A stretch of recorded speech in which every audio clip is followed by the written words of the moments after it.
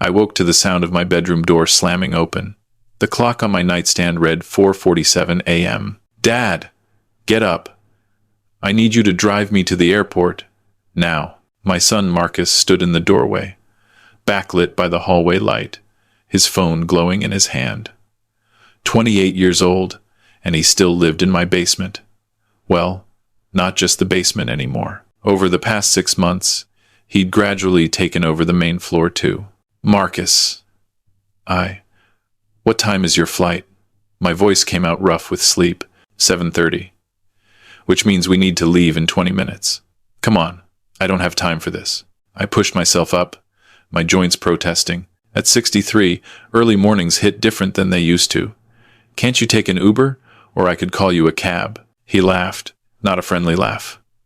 Right, because I'm going to waste $60 on a cab when you're just lying here doing nothing. You're retired, Dad. You've got nothing but time. Nothing but time. I'd heard that phrase a lot lately. I pulled on my clothes in the dark, trying not to think about how this had become normal. Marcus snapping his fingers, me jumping. When had it started? Maybe when his mother died 3 years ago. Maybe before that. Maybe I'd always been too soft. The drive to Toronto Pearson took 40 minutes in the pre-dawn darkness. Marcus spent the entire time on his phone, occasionally sighing with exasperation at whatever he was reading. He didn't say where he was going or when he'd be back. He didn't thank me when he got out of the car. Don't forget to pick up my prescription, he called through the window. And that protein powder I like. The expensive one. Then he was gone, disappearing into the terminal with his carry-on bag. I drove home as the sun started to rise over the 401, painting the sky in shades of pink and orange. Beautiful. When was the last time I'd noticed something beautiful? Back at the house, I made coffee. My house. The house Sarah and I had bought in 1987, raised Marcus in, filled with 38 years of memories. Every room held something of her. Her collection of Blue Mountain pottery in the dining room, the garden she'd planted that I still maintained, the kitchen she'd renovated 2 years before the cancer diagnosis. Marcus's dishes filled the sink. Not from breakfast, he'd been out last night. These were from dinner, from his late-night snacking, from days of accumulated mess. I'd asked him to clean up after himself last week. He'd told me to, "Relax, Dad. I'll get to it." I washed them, like I always did. Then I vacuumed the living room, which smelled like the takeout pizza he'd had with his friends 2 nights ago. 5 guys, all around his age, none of them working, as far as I could tell. They'd stayed until 2 a.m., laughing and shouting while I lay in bed trying to sleep. When I'd come downstairs to ask them to keep it down, Marcus had rolled his eyes. "Dad, seriously? It's Friday night. Don't be such a buzzkill." In my own house. I'd become a buzzkill in my own house. Around noon, my phone rang. "Marcus, hey, so I'm going to be gone for 2 weeks. My buddy Jake's got a place in Cancun. Could you water my plants in the basement?" 2 weeks? Marcus, you didn't mention. Yeah, it was kind of last minute. Oh, and could you transfer me some money? Like maybe $2,000? I'm short on spending cash. $2,000. On top of the rent he didn't pay, the groceries he didn't buy, the utilities he didn't contribute to. Marcus, we talked about this. After the last time. After the last time what? After you said you'd help me get back on my feet? That's what this is, Dad. An opportunity. Jake's got some business connections down there. This could turn into something real. It was always something real. Something big. Something just around the corner. I'll think about it, I said. I need to know by tonight. Come on, Dad. Mom would have wanted you to help me. And there it was. The card he always played. What your mother would have wanted. I transferred him $1,500. Told myself it was the last time.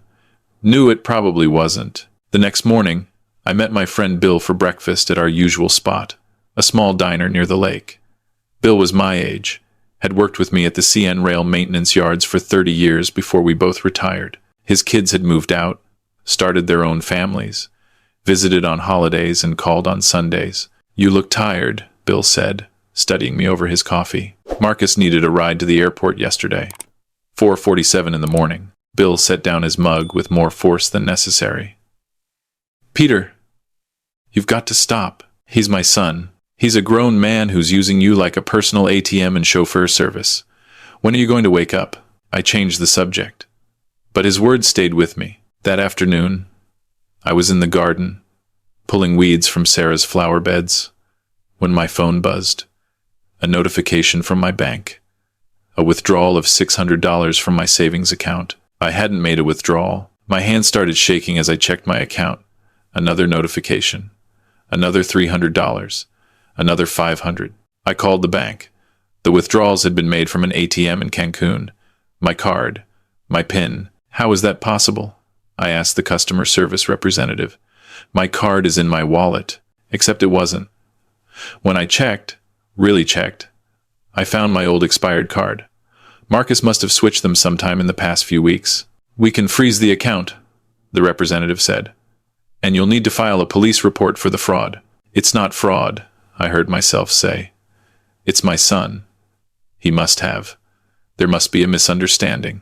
After I hung up, I sat in Sarah's garden for a long time.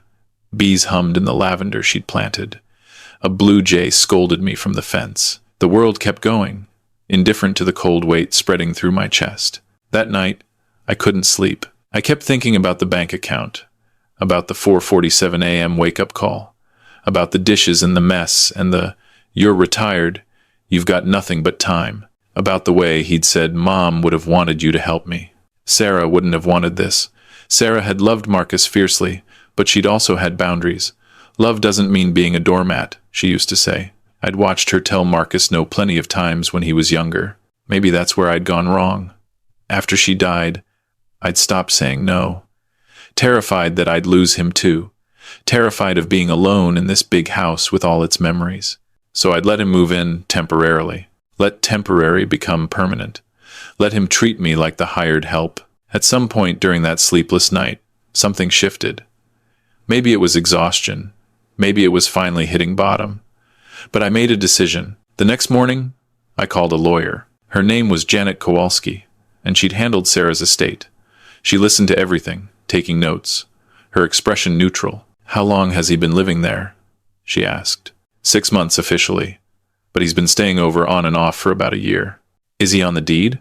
"No, it's my house. Sarah and I bought it together, and when she died, it became mine." "Does he pay rent?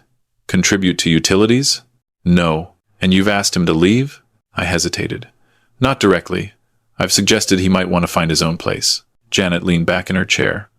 "Peter, in Ontario, someone who's been living in a property for that length of time does have some rights. But since he's not paying rent and he's your family member, you have options.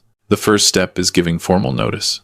I can draft a letter requiring him to vacate within 60 days. 60 days. It felt both too long and too fast. What if he refuses? Then we file for eviction through the landlord and tenant board. It'll take time, but you'll win. It's your house, and he has no legal claim to it. He's going to be angry." "Yes," Janet said gently. "He probably will be. But Peter, I have to ask you something. Why did you really come here today? What finally made you call?" I told her about the bank card, about the withdrawals in Cancun, about waking up at 4:47 a.m. "But it's more than that," I said slowly, working it out as I spoke. "Last night, I was thinking about Sarah, about what she'd say if she could see this, and I realized I'm not honoring her memory by letting him do this. I'm dishonoring it. She worked so hard for that house, for the life we built, and I'm just letting it be taken." Janet nodded. "I'll start the paperwork today." Marcus came home 4 days later, tanned and relaxed. He found me in the kitchen making dinner. "Hey, Dad, what's for food? I'm starving. Mexican food gets old after a while. You know? We need to talk," I said. He grabbed a beer from my fridge and dropped onto the couch. "Sure. What's up?" I handed him the letter Janet had prepared. 60 days notice to vacate. He read it once, then again, then looked up at me with an expression I'd never seen before. Total disbelief. "What the hell is this?" "It's time for you to find your own place, Marcus." "You're evicting me? Your own son?" "I'm asking you to move out. There's a difference." He shot to his feet. "This is because of the money, isn't it? I was going to pay you back. I told you, Jake's got this opportunity. You stole my bank card." Silence. His face went red. "I didn't steal it. I borrowed it. And I was going to replace the money. I just needed..." You took my card without asking and withdrew over $2,000. That's theft, Marcus. I'm your son. You're supposed to help me. Mom would never have. Don't. My voice came out sharper than I'd intended. Don't tell me what your mother would have wanted. Your mother loved you, but she wouldn't have wanted this. She wouldn't have wanted you living like this, treating me like this. Treating you like what? I asked you for a couple of favors. You woke me up at 4:47 inches the morning to drive you to the airport because you were too cheap to pay for a cab. You've taken over my house. Left it a mess. Had your friends over until 2 a.m. without asking. You've taken thousands of dollars, and you've never once said thank you. He stared at me. I can't believe this. After everything I've been through. What have you been through, Marcus? Your mother died. That was terrible, and I know how much you loved her, but that was 3 years ago. You've spent those 3 years avoiding life, avoiding responsibility. And I enabled it because I was scared of losing you too. But I can't do it anymore. So what, you're just kicking me out? Where am I supposed to go? You're 28 years old. You'll figure it out. I'll help you find a place. I'll help with first and last month's rent. But you can't stay here. He looked at the letter again, then crumpled it. This is bullshit. You can't do this. Yes, I can. It's my house. We'll see about that. He stormed down to the basement. I heard him on the phone, his voice rising and falling, though I couldn't make out the words. The next few days were tense. Marcus barely spoke to me. He'd come upstairs, grab food from the fridge, and disappear again. I held firm, even though every silence felt like a weight on my chest. Then, 5 days after I'd given him the letter, I came home from grocery shopping to find strange cars in my driveway. Inside, 3 people I'd never seen before were in my living room with Marcus. 2 young men and a woman, all around his age. They had papers spread across my coffee table. Dad, perfect timing, Marcus said, his voice cold. These are my friends from legal aid. We're discussing my rights as a tenant. My stomach dropped. Marcus, did you know, one of the young men said, that in Ontario, verbal agreements constitute a legal tenancy? Your son has established residency here. You can't just throw him out. I gave him 60 days' notice. My lawyer. Your lawyer is trying to intimidate him, the woman said, but we've done the research. This could get very complicated for you, Mr. Brennan. Court proceedings, delays, could take months, maybe over a year. They were trying to scare me. I could see it in Marcus's expression, that mix of desperation and triumph. I think you should all leave, I said quietly. This is my home too, Marcus said. I have rights. Then I guess we'll see each other in court. That night, I called Janet. She listened to my description of the legal aid friends. They're bluffing, she said. 60 days' notice is more than fair given the circumstances. But Peter, you need to prepare yourself. This might get worse before it gets better. She was right. Over the next week, Marcus launched a campaign. He called family members, Sarah's sister and brother, his cousins, told them I was throwing him out, that I was cruel, that I'd changed since Mom died. My phone rang constantly. Some called to yell at me, others to try to mediate. All of it exhausting. He's your son, Sarah's sister Margaret said. Family doesn't give up on family. I'm not giving up on him, I said. I'm setting a boundary. There's a difference. Sarah would be ashamed of you. That one hurt. But I held firm. Then Marcus started posting on social media. Nothing directly defamatory, but carefully worded stories about ungrateful parents and being abandoned in your time of need. His friends commented, offering sympathy, calling me things I won't repeat. I didn't respond, didn't engage, just kept moving forward with Janet's plan. The 60 days crept by. Marcus made no move to pack, no effort to find a place. He was calling my bluff, assuming I'd back down. On day 58, Janet filed the formal eviction paperwork with the landlord and tenant board. On day 60, at 8 a.m. exactly, I changed the locks. All of Marcus's belongings were packed neatly in boxes in the garage. His furniture, his clothes, his plants, everything. I'd hired 2 movers to help me do it the previous day while he was out. I'd been meticulous, careful not to damage anything. But it was all out of the house. He came home around 10 a.m. to find his key didn't work. The doorbell rang. then pounded, then rang again. I opened the door but didn't invite him in. "What did you do?" His voice shook. "Your 60 days are up.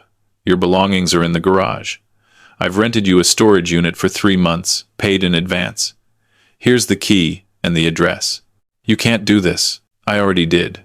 If you have a problem with it, call your lawyer or call the police, but you're not coming back in." "Dad," his voice cracked. For a moment, I saw him as he'd been at 8 years old, skinny and gap-toothed, crying because he'd fallen off his bike. My baby boy, but he wasn't that boy anymore. And I wasn't helping him by pretending he was. "I love you," I said. "I'll always love you, but I won't let you treat me like this anymore. When you're ready to have a real relationship, one based on respect, my door will be open, but not before. I need money for a place to stay." I handed him an envelope. Inside was $1,500 cash and a list of apartment listings in his price range. "This is all you're getting. Make it count." He took the envelope, looked at me with something I couldn't quite read. Anger, yes, but also something else. Fear, maybe, or confusion. "I hate you," he said. "I know. You might hate me for a while. That's okay." He left. Didn't even take his things from the garage. Just got in his car and drove away. I closed the door and stood in the sudden silence of my house. My house. Empty except for me and Sarah's memory. I didn't cry. I'd done enough crying. Instead, I walked through each room, really seeing them for the first time in months. The clean kitchen, the tidy living room, the quiet. It felt like I could breathe again. Marcus didn't call for 3 weeks. When he finally did, it was 2 a.m. He was drunk, or high, or both, rambling about how I'd ruined his life, how I'd stolen his inheritance. I listened for a minute, then said, "Call me when you're sober. I love you," and hung up. He called again 2 days later. Sober this time. "I need to get my stuff from the storage unit. I found a place." "That's good." "What kind of place?"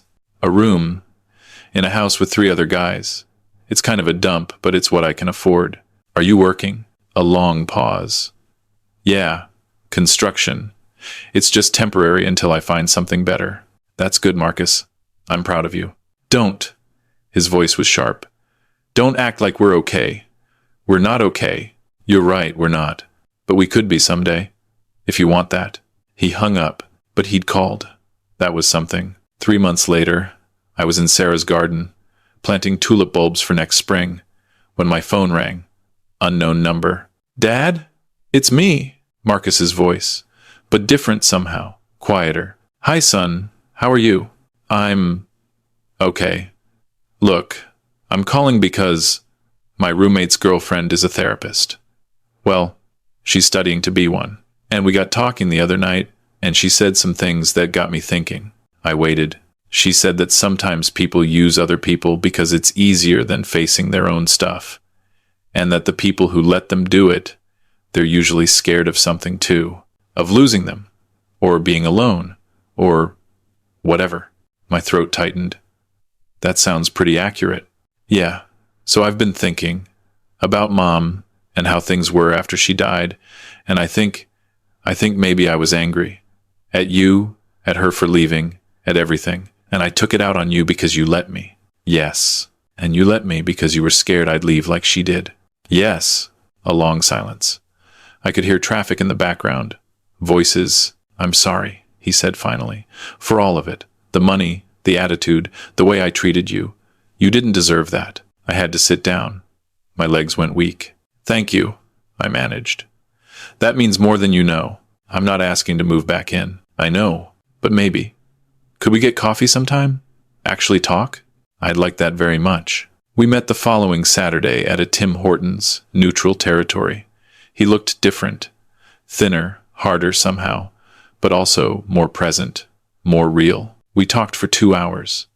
About Sarah, about his fears, about mine, about the ways we'd both failed each other and ourselves. "The construction job is actually not terrible," he said. "My boss is talking about training me as a carpenter. Actual skilled work, not just labor." "Your grandfather was a carpenter," I said. "You might have his hands for it." He smiled, the first genuine smile I'd seen from him in years. We didn't fix everything that day. You can't undo years of damage in one conversation. But it was a start. That was 8 months ago. Now, Marcus comes over for dinner once a week. He brings groceries and cooks with me. We talk about his work, his life, the woman he's started dating. Sometimes we talk about Sarah, the good memories and the hard ones. He's paying me back the money he took, $50 at a time. I told him he didn't have to, but he insisted. I need to, he said. For me, last week, he brought over his carpentry tools to show me a table he's building.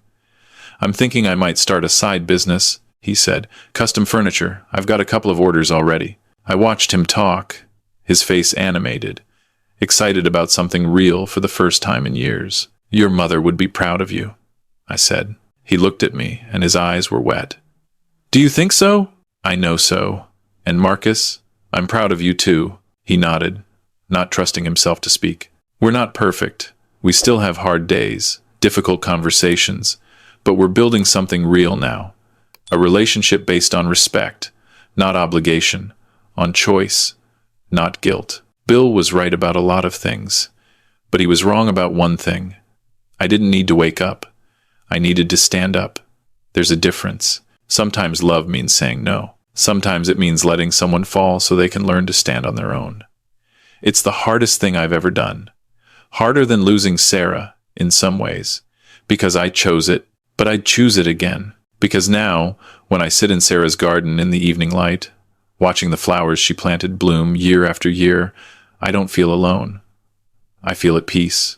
And when Marcus calls, which he does regularly now, asking if I need help with anything around the house, I sometimes say yes.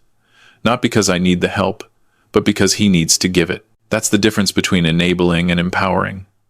Between being used and being loved. It took me 63 years and losing almost everything to learn it, but I learned it, and that's worth something.